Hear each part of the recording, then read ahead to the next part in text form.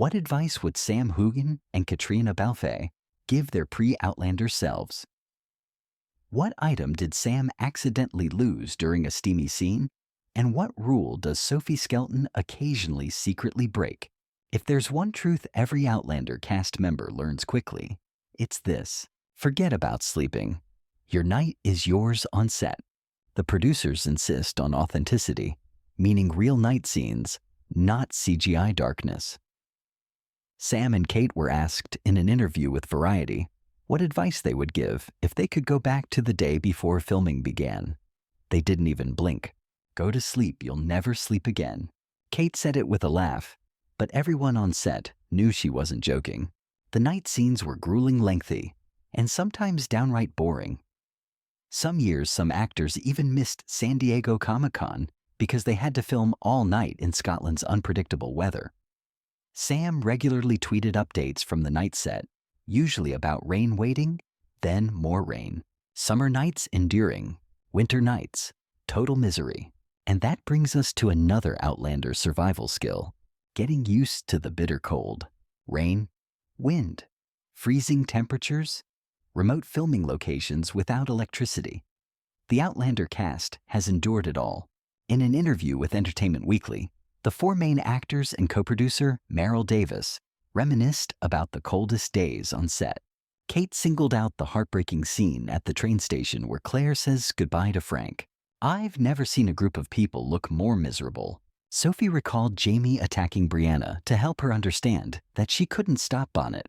At one point, the cameraman's fingers were so cold he couldn't hold the camera. Sam points to the day it snowed sideways. They had to reshoot the entire scene afterward. Another chilly moment: Jamie and Claire's mountaintop picnic in season 1, which also happened to be Sam's birthday. Between takes, the props crew had to pour water out of the dishes because the picnic was flooded. Get ready for a kiss, but don't expect sex. Hot on screen often means awkward in real life. Both Sam and Kate have openly admitted that the intimate scenes were tense, technical, and not at all romantic. Kate recalls her first intimate scene with Tobias Menzies during the first week of production. "I barely saw Tobias. I was like, hey, nice to meet you. Let's get naked and go to bed." On Sirius XM, she explained the reality behind the camera. "You're doing these scenes in front of about 20 people, mostly sweaty, muscular men with their jeans down their butt cheeks. So yeah, not sexy." Then Sam jumps in with one of the funniest behind-the-scenes stories ever told. During a break, he went to the bathroom and dropped a bag of underwear into the urinal. Worse yet, he had to tell someone. They announced it over the intercom. The whole crew knew. If you laugh, that's good. So did Sam. Medical skills. Corsets and pleated skirts. Learning the hard way.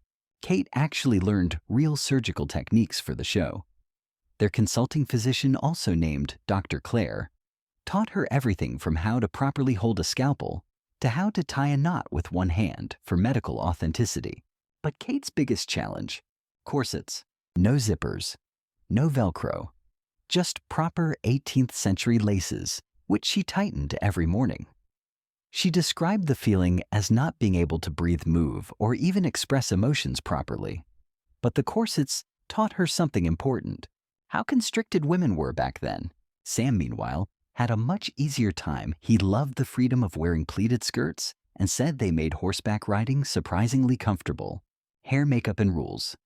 Sophie Skelton breaks.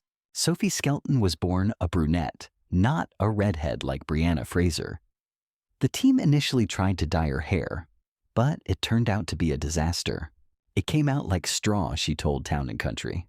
Someone exclaimed, "Oh my gosh," right behind her when they pulled off the foil. What happened next? They switched to wigs. But here's the rule Sophie broke. She tanned. "Redheads shouldn't tan," she laughs, "but I tanned really fast, so I ended up looking like a Spanish redhead." Sam's transformation into Jamie was just as intense. He spends an hour and a half in the hair and makeup chair every morning.